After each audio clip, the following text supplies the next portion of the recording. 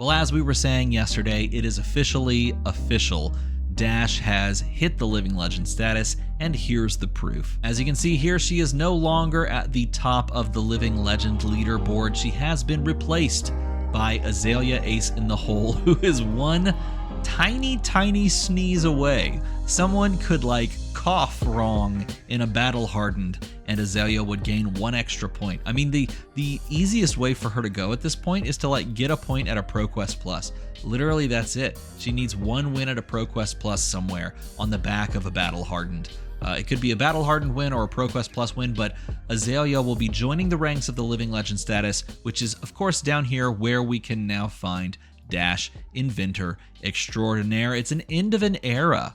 Seeing another Arcane Rising hero go alongside of Viserai, it will almost be 3 when Azalea, stumbles into the Living Legend status. And what's crazy is Kano is not far behind at 834. Kano's going to make his way out too. And at that point, all of Arcane Rising, the second set of Flesh and Blood, what was, for a good portion there, one of my favorite sets, I think still probably one of my favorite sets, is going to be rotated out. Could be at the end of this year. It really could be. Kano, depending on when Kano goes, could be by the end of the year. And then what are we left with? Well, that's what we're going to talk about, because there's something that's very important and very good that someone pointed out in one of my comments in one of my previous videos last week. And I wanted to talk about it because they made a fantastic point. But keep in mind, this year we saw the rotation of Zen, Viserai. We saw the rotation of Nu and Enigma. We saw the rotation of course, Dash and Aurora. That's a lot of heroes going in one fell swoop, and we could see 2 more go as well. But here's the point that they made that I very much appreciated, because I didn't think about it to this point. Take a look at all of the heroes that are under 500 Living Legend points right now. These are the heroes that at this point are under 500 Living Legend points and can still be, immediately jumped on the bandwagon for. These are heroes that you, as a new player, a young player, could pick up and feel confident in playing. Even more specifically, like the Victor Goldmane, Kasai, Syndra, let's see, Dash.io to some degree. I think Dash.io is now getting close to that 2-year point. But Verdance, Arachne Marionette, these are all new heroes. And why can you feel comfortable jumping on these heroes? Because they're sitting at under 500 points, and because some of them are less than a year to a year old, to 1 to 2 years old.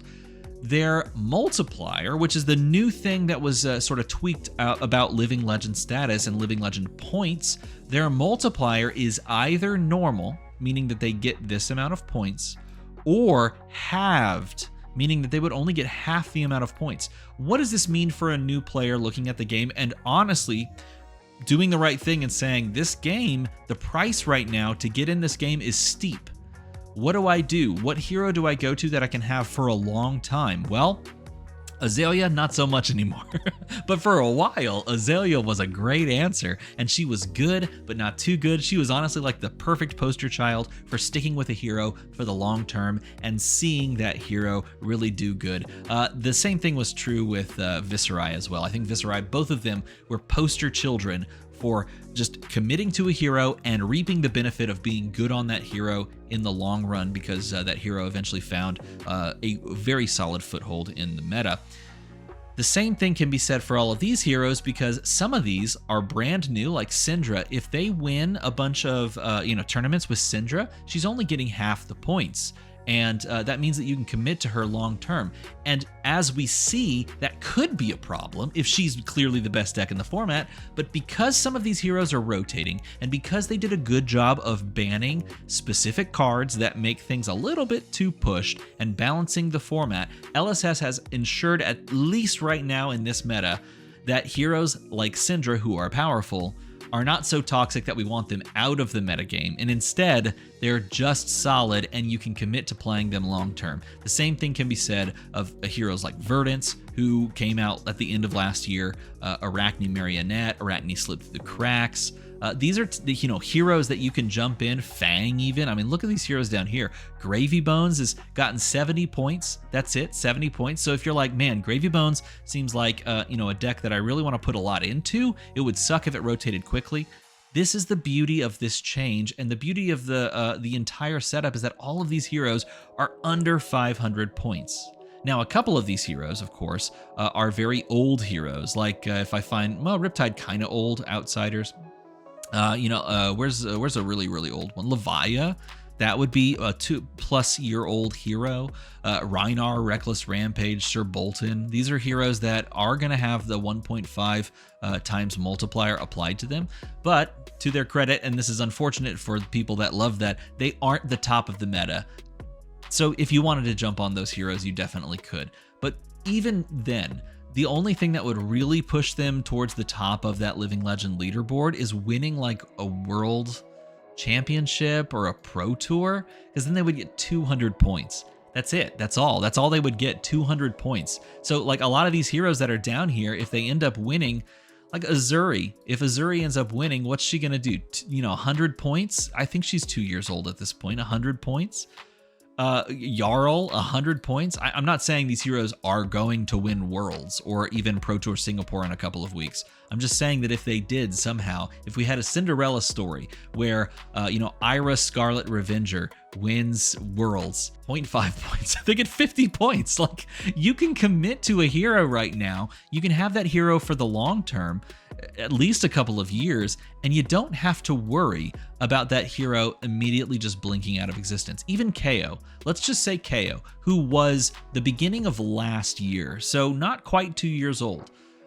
Even KO, a hero that could do very well, or Florian, any of these heroes like KO, for example, if they end up winning the World Championship, they would get 100 points and they would be closer, but they're not going to LL right away. The only heroes that at this point could LL right away, Phi, if he somehow, he's not going to win anything, right? Phi, if he somehow wins Worlds, like last year, no, 2 years ago, like 2 years ago, Phi won Worlds 2 years ago, like that. Phi would delete, gone, poof, right? Because he would have the plus 1.5 multiplier times 1.5. Azalea obviously is going to, cross the finish line off of the back of anything right here. Like, I honestly had to look at all the World Championship qualifiers just to see if she LL'd, because any of those CC World Championship qualifiers, I think there were like 2, she could have gone.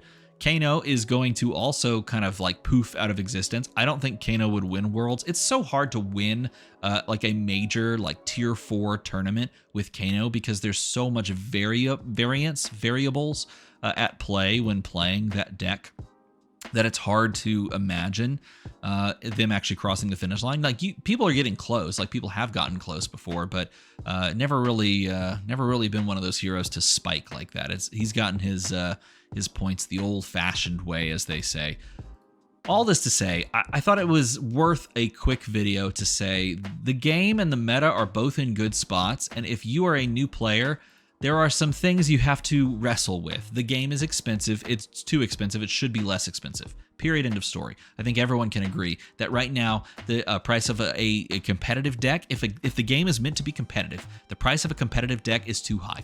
That should come down, and hopefully it comes down with the 30+ reprints, or not reprints, the 30+ expansion slot cards, and a variety of reprints that are going to be coming in Super Slam, which can be dubbed Summer Slam, and honestly, we probably still should call it Summer Slam because that's such a cool name. Either way, hopefully that does something to bring the price of certain cards down and therefore make these decks more affordable. If that does get itself solved, or at least come down into something a little bit more reasonable, you can rest assured that because of the changes that were made recently to the Living Legends system, you can settle into one of these types of heroes and play the deck for a good long amount of time. And I think that is a really important thing to make note of. And it was left in a comment, and I really appreciated it. So I wanted to highlight it and bring it to your attention as well. So if you like this random video that I made on my off time while I was in between packing things, let me know that in a comment below. And of course, make the number go to the other number. As always, thanks for watching.